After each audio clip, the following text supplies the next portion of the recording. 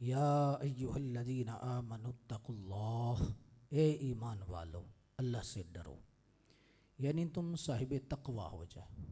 تقوی پرہیزگاری، یہ پاکیزگی ہے، طہارت ہے، اور جتنا بندہ پاک ہوگا اتنا اللہ کے قریب ہوگا۔ اللہ کا قرب پاکیزگی میں، طہارت میں۔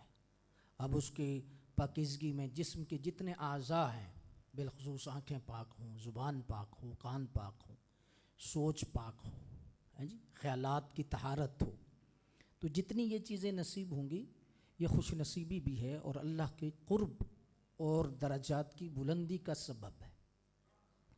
صاحب تقوی وہ ہے کہ جس جگہ اللہ نے جانے کا حکم دیا ہے وہاں غیر حاضر نہ ہو، اور جس جگہ منع کیا ہے وہاں حاضر نہ ہو۔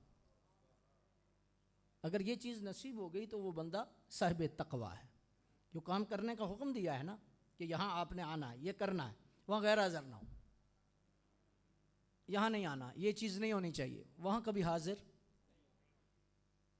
اسی لیے بزرگوں نے لکھا ہے کہ کوئی بندہ مستحب نہ کرے، نوافل نہ پڑھے اور نیکیاں نہ کرے، یہ دو کام کر لے، اوامر ہو جو نواہی ہے ان پر عمل کرتا رہے، کہ جن چیزوں کا اللہ نے حکم دیا ہے، فرائض ہیں، وہ کرے، اور جو حرام ہے وہ چھوڑ دے، اللہ کا ولی بن جائے گا۔ یعنی اللہ کا ولی بننا کتنا بڑا اعزاز ہے، اور یہ نسخہ ہے کہ تم حرام چھوڑ دو اور حلال اپنا لو، فرائض کی پابندی کرو تو حرام ترک کر دو، تم اللہ کے دوست بن جاؤ گے۔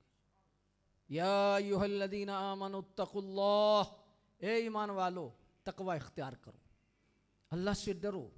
یعنی جو صاحب تقوی ہوتا ہے وہ اصل میں اسی کو خشیت الہی نصیب ہوتی ہے، کہ اس کی سوچ یہ ہوتی ہے کہ اسے اللہ کی حیا نصیب ہوتی ہے کہ یار مجھے اللہ دیکھ رہا ہے، یہ کام کرنے سے اللہ ناراض ہو جائے گا، تو یہ خشیت ہے۔